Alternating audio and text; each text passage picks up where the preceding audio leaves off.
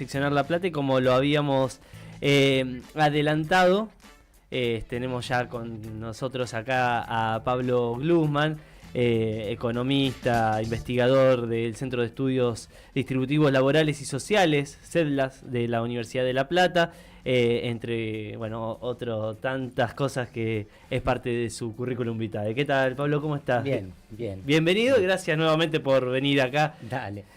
Cada vez que decimos, che, hace mucho que no hablamos de economía, es momento de traerlo a Pablo un poco. Pero aparte, Pablo, Eli, voy a aprovechar. Sí. Pablo es de los economistas. Él mismo se apodó el otro día que yo lo invitaba a venir a la radio a que nos viniera a charlar. Dijo, yo soy el economista de ustedes, que le doy una mano. Dijo, yo soy... Ya lo asumió. Che, yo soy el que le... Claro, tres cuadras. Bueno, ok, soy el que le doy bola. Dice, bueno, no hay problema. Soy muy amiga tuya. Pero claro, yo a Pablo lo conozco, hicimos desde el primer año de la secundaria, ¿no? O sea que tenemos una amistad, una larga amistad.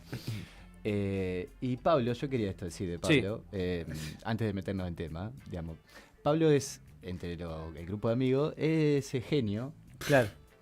Él te va a decir que no. Yo a Pablo lo he visto trabajar con 4 computadoras a la vez, 3 computadoras a la vez, y ves que los datos se pasan de una computadora a la otra, claro. Cosas que vos decís, yo no puedo manejar el celular. Nah, bueno. O sea que no somos amigos por ese lado, eso está claro, no compartimos en absoluto nada de eso. Pero es un investigador, es un tipo que crea ciencia, digamos, es un tipo... Digo, nosotros por ahí podemos entrevistar... Como cualquiera de los que están en CONICET. Bueno, ok, pero yo quiero decir esto, Pablito. Vos déjame que yo diga. Vos explicate solo después lo que quieras. No mucho más que eso. Bueno, digo, nosotros por ahí muchas veces podemos entrevistar o convocar economistas o gente vinculada a la economía, pero que está en desarrollos partidarios o en desarrollos políticos, y que está bien que eso suceda así, porque las políticas públicas necesitamos que haya economistas totalmente. que las acrediten de esa forma. Pablo es un tipo que se dedica a hacer ciencia en ese sentido, ¿no? Bien académico. Bien académico. ¿no? Entonces lo tenemos acá como... Exactamente. Yo no, capaz a tocar de oído, porque justamente como me dedico a otras cosas. Bueno, pero digo, yo con todo el currículum no que tenés más que ayudar un poquito y los grados de tesis que has presentado, digo, bueno, te avalan lo que podés decir. Che, no, y vamos a hablar de varias cosas, entre ellas podemos arrancar por el presupuesto. Iba a decir, antes de arrancar por ahí, iba a decir, en función de lo que dijiste vos, Rodri, digo, ¿cómo toman los economistas esto? Digo, antes de meternos ya en lo más duro, esto de un presidente economista que a la vez suele polemizar, digo, capaz ni se toca en el ámbito académico, pero suele polemizar con otros economistas, que lo llama econochantas, y hasta... llevar como el estandarte de que la economía es lo que él dice. Digo, ¿cómo lo ven en el mundo de la ciencia y los economistas esas formas de Milei? No sé cómo lo ven todos, pero te puedo decir por lo menos cómo lo veo yo en general. Sí. No sé, muy raro. Muy raro, primero porque justamente la economía no es, digamos... Primero, vos para ser médico necesitas recibirte y si no, no podés ejercer. De economista puede ejercer cualquiera, no hay una matrícula. Si bien ahí está el Colegio de Ciencias Económicas, pero básicamente esos son contadores. Digamos. Claro. Entonces, hay infinidades de estudios, infinidades de preparaciones distintas. Pero es raro que se dice que un economista le diga a otro chanta. De alguna forma él no venía originalmente con demasiados pliegues de economía, de méritos o no sé, ¿cómo se dice? Pergaminos, bueno. Quise decir pliegues, me salió pergamino. No, pero está bien, claro. Él no era, por lo menos...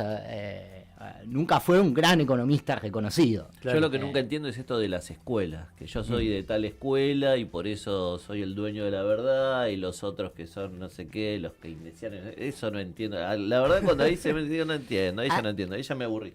A ver, te digo cuál es mi postura. Hay un problema con las escuelas, que es el siguiente. Primero, clasificar las ideas principales económicas en escuelas dentro de la historia del pensamiento de una forma de analizar. ¿Está bien? Ahora, una cosa es usar eso como una herramienta para analizar lo que pasa en la ciencia económica, y otra cosa es ponerse la camiseta de. Claro. ¿Está bien? Entonces, Claro, ya el tema da un Boca River, una Claro, cuestión que exacto. es académica. Cuando uno se identifica demasiado, cualquier economista, no estoy hablando ni de izquierda a derecha, cuando uno se identifica demasiado con una escuela de pensamiento, desde mi punto de vista empieza a haber un problema, porque empezás a ser dogmático y Claro. a adaptar lo que ves de la realidad Claro. a lo que dice tu escuela. Entonces, Y en términos académicos ¿se eso entiende? es un poco también flojo, digamos, hacer, forzar todo a que entre, como decís vos, de esa manera. sí, hay muchos, y de sí. todas las orientaciones. Este es Bueno. uno, digamos. Milei es un gran dogmático, es uno de los problemas grandes que yo le veo a este gobierno. Digamos. Claro.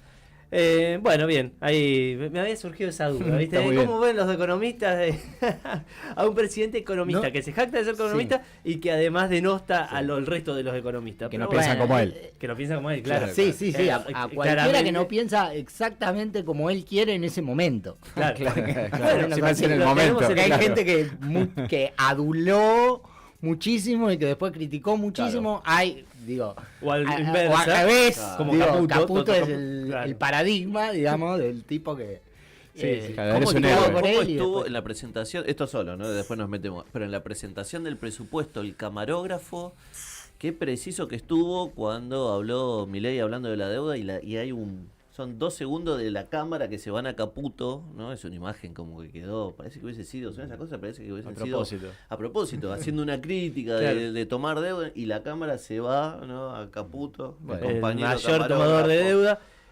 Sí, totalmente. Bueno, me das el pie, Seba. Dijiste presentación del presupuesto. Esto fue el domingo pasado. Presupuesto 2025, en la cual es el primer presupuesto, si ponele, digo, según mi ley, bajo esa línea liberal libertaria. Tiro algunos datitos, Dale. no más de lo que es el presupuesto, y después vemos cómo lo ves vos, Pablo. Sí. Dice, bueno, la inflación para el cierre de este año es del 104,4%, ya un índice un poco difícil de llegar porque implica bajar de golpe. Estamos en el 96 por ahí, más o menos, de inflación. Significa que los últimos meses del año, que queda septiembre, octubre, noviembre y diciembre, para que dé cuenta el INDEC, bueno, baje, creo que al más o menos el 2%. Para el año que viene, 2025, la inflación para todo el año está proyectada en 18,3%. El dólar para también fines del año que viene va a estar en 1.207. ¿Qué más? Un superávit primario del 1,3% para el año que viene, también para el 2025, y un equilibrio de resultado financiero. Y según las previsiones oficiales, el PBI caerá un 3,8% este año, pero se va a recuperar un 5% el año que viene, el 2025. Pablo, ¿cómo ves esa foto? ¿Cómo la podemos analizar? Primero seamos justos. En general los presupuestos son demasiado optimistas para algunas cosas y pesimistas para otras. O sea, en general los presupuestos subestiman la inflación. O sea, en general la inflación es más alta que lo que dice el presupuesto, porque eso le da, hay una cuestión técnica, le da más discrecionalidad al gobierno para gastarse el excedente. O sea, si vos decís, no sé, la inflación va a ser 10 y después es 20, nominalmente, en pesos, ¿sí? El Estado recauda más en pesos nominales, pero no en términos reales. Pero esos pesos nominales no están ajustados al presupuesto, no están obligados a gastarlos en determinada partida. Claro. ¿Sí? Después, en general, los presupuestos tienden a ser optimistas en cuanto, digamos, en general a todas las variables. Sí. Te lo digo para resumir, macroeconómicas. Sí, lo hemos Y, visto digo, en los no últimos es- años, sí. Claro, o sea, para no pegarle directamente, te diría, no es algo que me sorprende verlo. Ujú. Me sorprendería muchísimo que algo que todas esas condiciones se cumplan, digamos. Claro. Eso sería súper sorprendente, digamos. Estamos Pero, hablando, por ejemplo, digamos, de un que la inflación baje 1,2,3% sí, por mes para que dé 18. Sí, por eso, bueno. Por eso digo, me sorprende. En economía, como ya digo demasiadas veces, no se sabe lo que puede pasar, me sorprendería demasiado. Sí. Me sorprendería demasiado que la inflación sea 18% el año que viene y que el dólar, de hecho, que la tasa de evaluación fija con la tasa de evaluación fija del dólar, que pasa de 2 a 1,4, y hay algún número de importaciones medio raro, porque si vos creces, teóricamente, en el escenario, vos creces al 5%, cuando vos creces, necesitas insumos para importar. Sí. Sobre todo, hay algo que se llama elasticidad de las importaciones, del crecimiento a las importaciones, que te dice, por cada punto, por cuanto más creces, cuánto más de importaciones necesitas. Sí. Digo, no es algo, es algo que se estima, no es que se conoce exacto, pero se estima. Pero si creces al 5, tenderías a pensar que vas a tener un problema con las importaciones, a menos que, por ejemplo, cambies los precios relativos, o sea, devalúes. Pero si en este caso te vas a seguir apreciando, es como que hay demasiadas cosas en contra.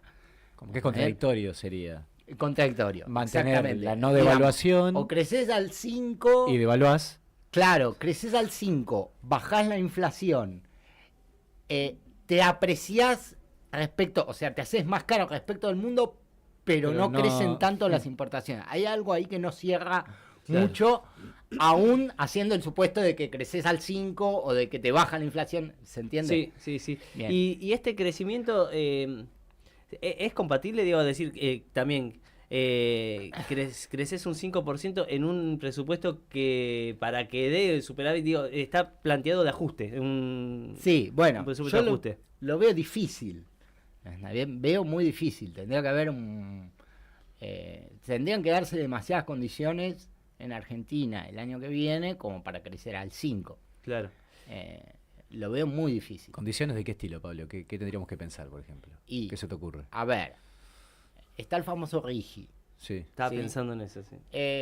A ver, Argentina tiene, lo empezamos a ver ya hace muchos años, pero ahora de a poco, medio en el mediano plazo, tiene unos potenciales de crecimiento grande con Vaca Muerta, con el litio, con ese tipo de inversiones. Ujú.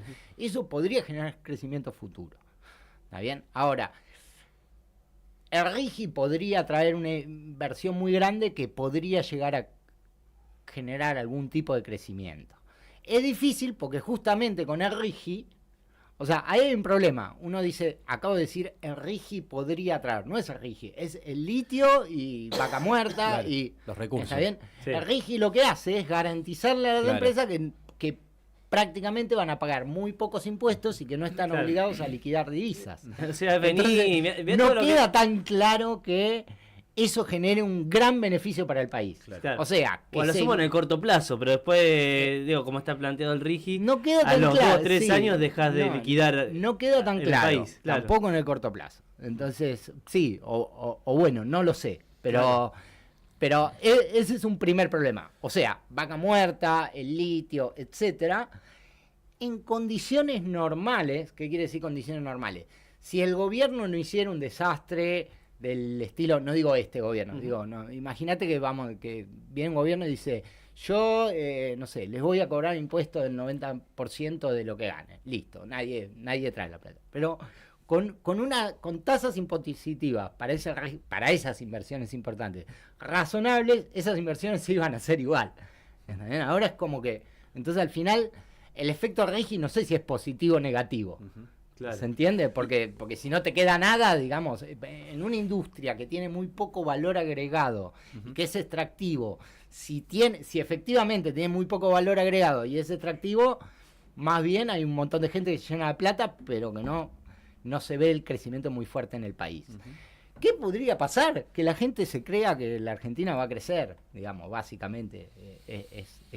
Por eso es que uno no sabe Claro. qué va a pasar el año que viene. Si todos le creen a Milei que van a crecer, todos quiere decir todos nosotros, todos los empresarios, algún inversor externo que hasta ahora yo no veo no sé, veo a Elliot Moss hablando de Milei, no sé qué, no sé cuánto, no lo vi traer 20 mil millones de dólares. Sí, Y el caso, No lo veo. el caso de Mercado Libre, más allá que es un tipo de inversión diferente, no en tecnología, pero que anunció, creo que es 7 mil millones de dólares o 700 millones de dólares, en contraposición de una inversión que va a ser en Brasil de 400 millones. Digo, que es una diferencia abismal, con un régimen totalmente opuesto, el de Brasil, en cuanto a lo impositivo.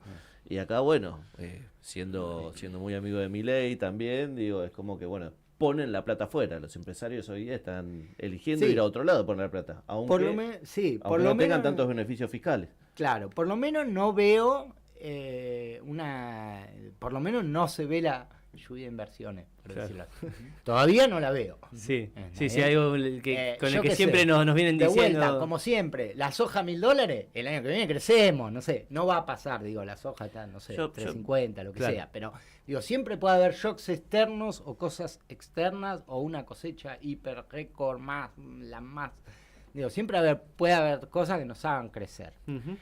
Pero bueno, muy difícil que pase. Sí.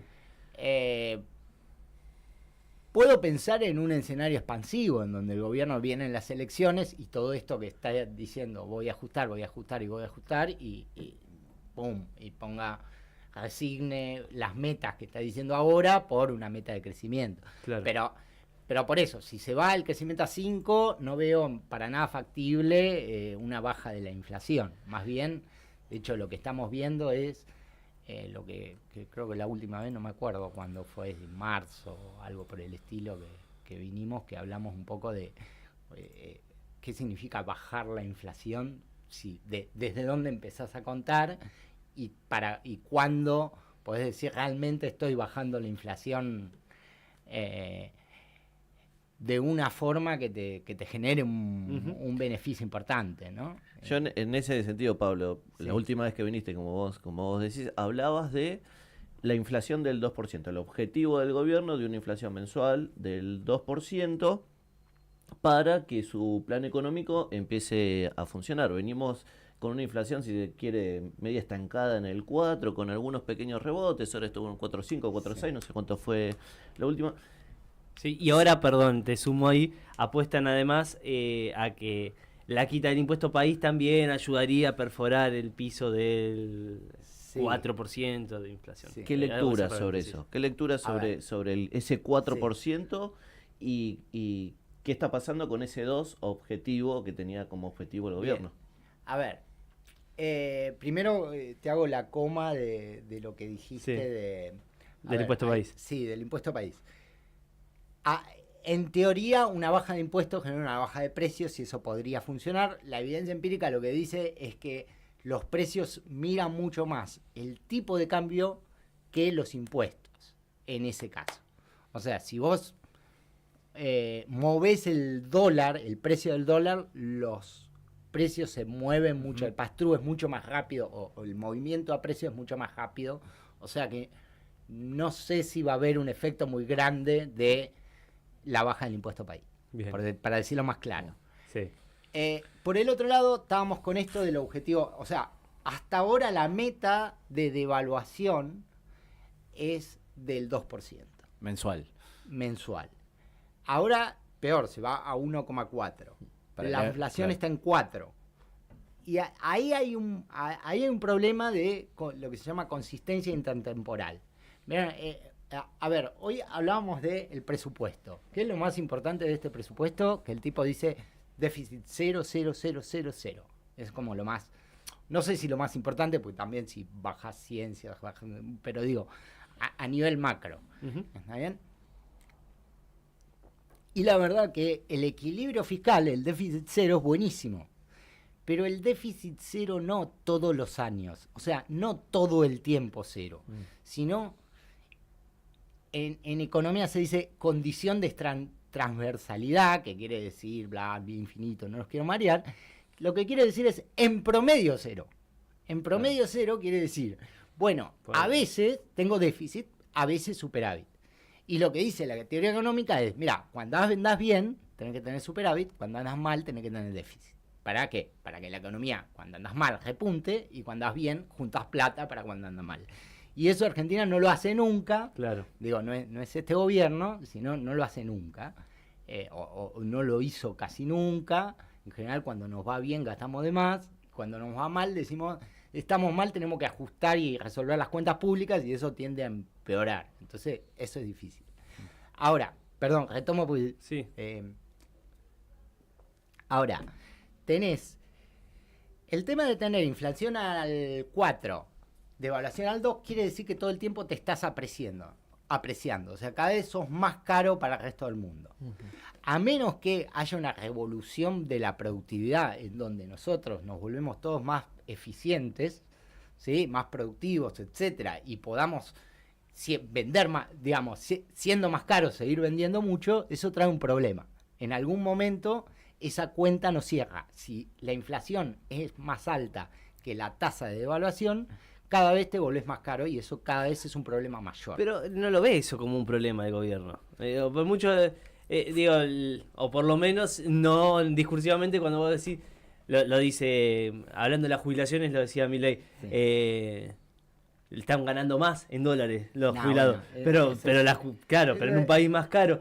Y no parece ver en ese punto un problema el presidente. Bien. A ver, una coma de sí. No importa cuánto es en dólares, importa a paridad del poder adquisitivo, es decir, cuántas cosas pueden comprar el jubilado. Sí, totalmente, pero bueno, o sea, eso ahí no es opinable. No, pero con eso como que te quieren enganchar diciendo, bueno, vale, comprar más dólares. Vale aclararlo. Claro. ¿Está bien? Primer punto. El segundo es, digamos, a ellos, de alguna forma vos podés decir, bueno, si hago una reforma estructural, si vienen las inversiones de RIGI, y hago una reforma estructural y flexibilizo el mercado laboral y no sé, y reformo toda la educación con el Ministerio de Capital Humano y todo eso anda bárbaro, y entonces todos somos muy productivos, no va a importar que nos apreciemos, que seamos cada vez más caros, porque vamos a ser cada vez... Alemania es más caro que nosotros, sí, claro. No hay duda, pero los alemanes son más productivos que nosotros, claro. ¿Entiendes? El tema es que eso lleva mucho tiempo. ¿Está bien? Y lleva mucho más tiempo de lo que Argentina podría aguantar. O en principio es lo que a mí me parece. Digamos, ese es el problema. Y esa brecha entre inflación y devaluación implica que en algún momento vas a tener que devaluar. Claro. Y entonces ahí la gran pregunta es, porque para mí bajar la inflación, efectivamente, es bajarla de manera sostenida en el tiempo. Y mi pregunta es, ¿cuál va a ser la inflación si este gobierno tiene que devaluar? Pablo, ¿qué sostiene la no devaluación, digamos? ¿Cómo están sosteniendo que no se devalúe? Voluntariamente. ¿Cómo voluntariamente? Digamos, a ver, hay cepo, sí. Por lo tanto el tipo de cambio oficial está controlado por el Banco Central. Es exactamente lo que ellos quieren, por decirlo así. ¿Está bien?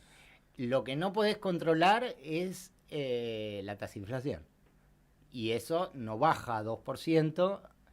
Y mi pregunta sería, ¿cuál sería la tasa de inflación si tuvieran que levantar la meta de devaluación? Y si no lo hacen, podría ser que no lo hacen. El problema es cómo eso le pega al producto, al PBI. Porque una estrategia de crecimiento puede ser devaluar mucho en un momento.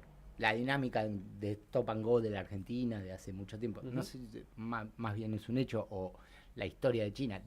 Estás devaluado y generas condiciones para irte apreciando poquito. ¿También? Eso es cuando vos no tenés un trasvase de dólar a precios demasiado acelerados, entonces te genera la posibilidad de durante varios años ir creciendo hasta que te volvés demasiado caro. ¿Está bien? Pero hoy no estamos creciendo, entonces lo veo más difícil eso. O sea, veo más difícil el año que viene, estando más apreciado todavía que ahora. Crecer. Claro. Pero bueno. Bien, estamos con Pablo Glusman hablando un poco y ya un poco llegando al final, porque no están ya los tiempos también ahí corriendo. Pablo Glusman, economista, investigador de la Universidad de La Plata. Bueno, y personalmente, Pablo,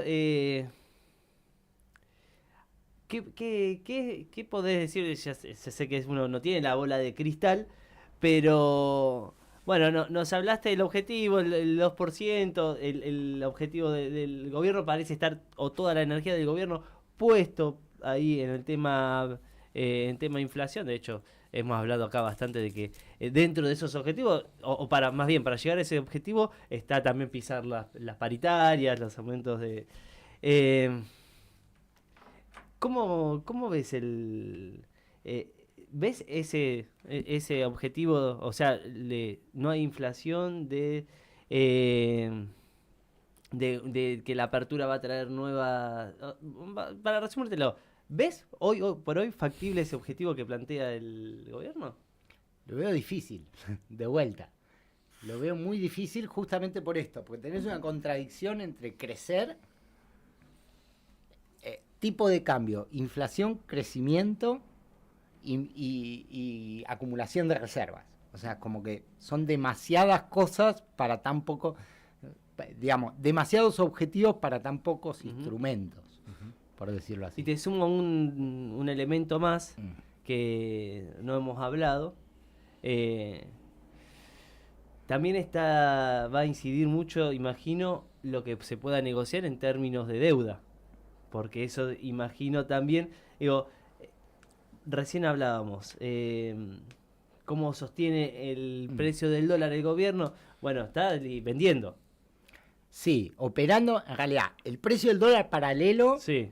Paralelo, en realidad, el MEP, el libre, por decirlo así, lo está sosteniendo operando en el mercado. Claro. El otro es por norma, digamos, por decirlo así. O sea, a lo que voy es todo dólar que hoy tenemos lo que como te diría producto es, de ese superávit no al se que observa apunta, una va ahí acumulación de hacia- reservas demasiado grande para haber venido de una cosecha relativamente buena, normal, blanqueo ahora, entró mucha guita al blanqueo, bueno, mucha guita, 3.000 y pico, y va a entrar un poco más. O sea, están entrando dólares, no estoy viendo un crecimiento de reserva muy grande como para decir, bueno, esto pinta sostenible, Claro. de vuelta. El tema es ese, que sea sostenible en el tiempo. ¿Cuán sostenible en el tiempo es esta estrategia? De vuelta. Volviéndote otra vez cada vez más caro y con un escenario de crecimiento dudoso por ahora. No sabemos qué va a pasar, hay alguna señal de repunte, pero todavía es demasiado... falta mucho, digamos. Claro, falta mucho. Uno ve a quienes festejan que por ahí suben los bonos, que por ahí Bueno, eso, claro. baja el Hay riesgo que país, claro. se baja el dólar blue y festejan como... Perdón, recién hablaste de la deuda. Yo lo que sí no veo Sí. es un escenario en donde Argentina obtenga fondos prestados más. Claro. Donde el FMI le preste plata a ¿Y Argentina. qué fue este cambio que hizo el FMI No que lo veo. sacó a el interlocutor que era muy cuestionado por Milei con el fondo? Digo, ¿fue un guiño para seguir algún tipo de negociación? Para ¿O mí fue- es sacar, o sea, no sé, porque no estoy en las conversaciones, pero para mí es, listo, te molesta lo saco, no hay ningún problema, pero plata no te doy. Pero plata no te da. Claro. Es un argumento, es como decir, bueno, te concedo que Te mimo un poquito, caricia, Pero bueno, caricia. no sé. No, o sea, no sé. Yo qué sé. No. Sí, ahí se están jugando la ficha con Trump, ¿no? Ahí de sí, alguna manera, claro. como una Sí, ficha bueno, que es como un tiro de a la vuelta, luna. Si Trump quiere gastar 100.000 millones de dólares en Argentina, bueno, Bueno, seguro es no va a ir más, bien, claro, pero claro. yo lo veo difícil, Claro. digamos. Yo- Todas Ojo, esas cosas. pues, seguro que no yo va a ir no veo bien, que la decís. gente quiera. ¿Qué? Seguro que nos va a ir bien decir, pero Bueno, nos seguro que no va a prestó ir bien. 57 millones No, el por FMI eso, y pues, no. es el problema que Bien, tenemos. bien digo que seguro le va a ir bien al al Milei en los próximos 2-3 años. Claro. Nomás, eso me refiero. Yo tengo siempre una duda Sí, existencial. Si me permitís volver Última un poquito, y cerramos. volver un poquitito a la inflación y las paritarias. ¿No? Esto de que, bueno, el gobierno queriendo poner un techo de un 2% a las paritarias, dando a entender que las paritarias son inflacionarias. ¿Esto es así? ¿La paritaria genera inflación per se? ¿Hay algún tipo de vínculo? Porque he escuchado, la verdad, Sí. he escuchado las versiones, ¿no? Paritarias nada tiene que ver con la inflación, y están que te dicen, sí, bueno, los aumentos paritarios repercuten. Bien.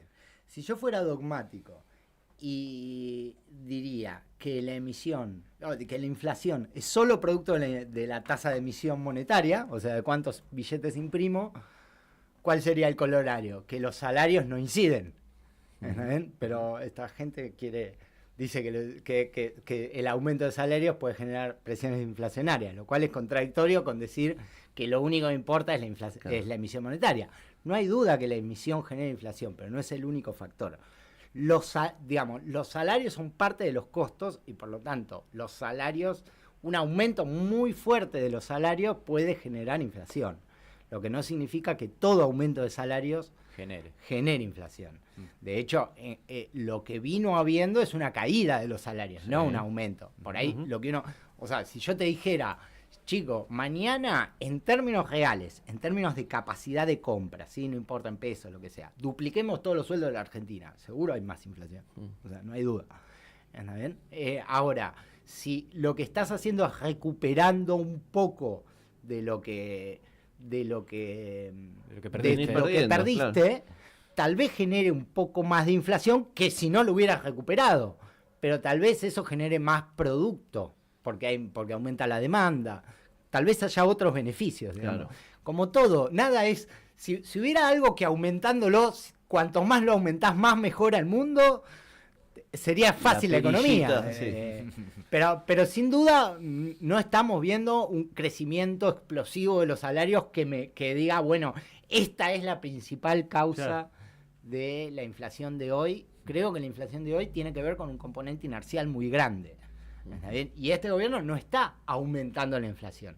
El problema son los costos de tratar de bajarla. Son demasiado, o parecerían demasiado altos para el poco resultado pobre. Claro. Es como esto de, estoy contento porque suben los bonos. Está bien, pero no importa si suben o bajan los bonos, lo que importa es si tengo capacidad de pedir prestado cuando necesito, y eso no lo tengo a menos que el riesgo país sea 300. Claro. ¿Está bien? O sea, si baja de 1.500 a 1.000, es lo mismo. No hay tanta diferencia, claro, en la práctica para la capacidad de Argentina. Si tuviera la necesidad de pedir prestado, ojalá no pidamos más prestado, pero esa es mi opción. Pero si tuviera la necesidad de pedir prestado, para pedir prestado, digamos. Pablo, te agradecemos mucho que te hayas acercado acá al estudio de Radio Estación Sur. Y bueno, y estés ahí, nos dediques por un buen rato, porque hace ya como media hora que te estamos ahí hablando y aprendiendo también un poco de vos. Así que te agradecemos y bueno, esperemos que vuelvas pronto también. Abrazo. Gracias, Pablito. Buenísimo. Desde 2005, decís lo que pensás, decís lo que sentís. Estación Sur 91.7. Estación Sur. Desde el año 2005 se respira aire comunitario. 91.7. Estación Sur. Las voces se multiplican.